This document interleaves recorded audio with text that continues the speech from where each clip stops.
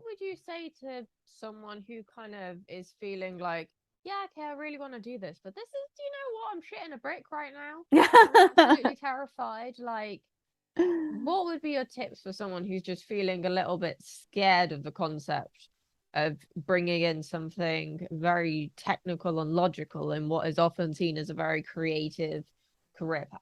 I think, I mean, this is hard for me to talk to.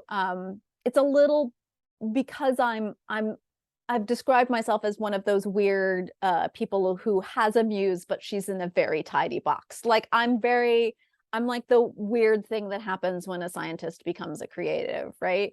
Um, I exist in this social science sphere, which allows me to be this aggregate of a humanities and a scientist type.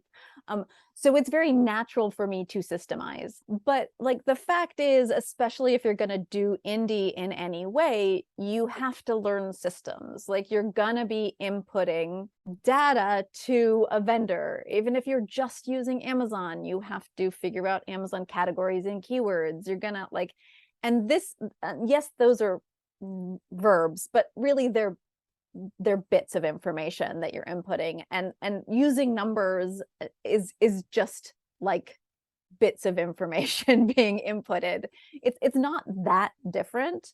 So in a way, it's kind of like a necessary evil. The other thing to realize is, if this makes you comforted, is it applies to you. Like you don't have to share it with anybody. You don't have to get it right or wrong. It's just a process of learning it until it becomes useful to you or not.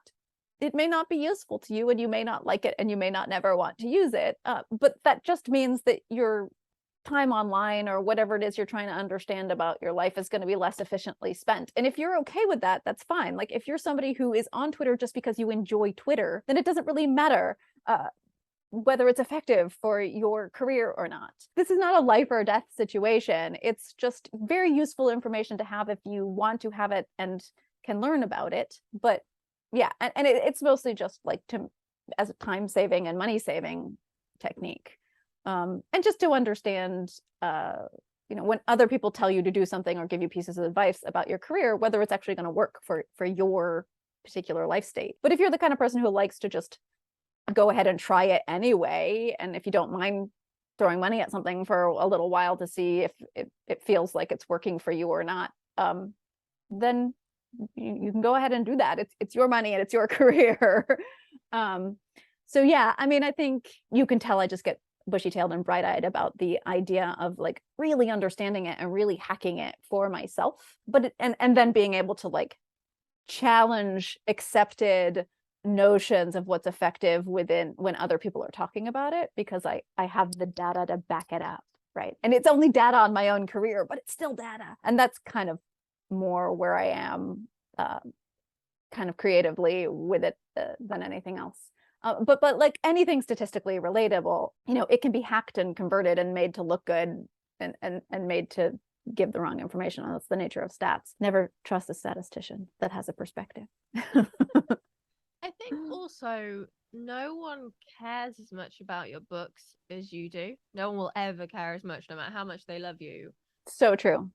Like it Yeah. is. That's the hard honest truth. Yeah. I Or will, and your career. yeah. Yeah, exactly.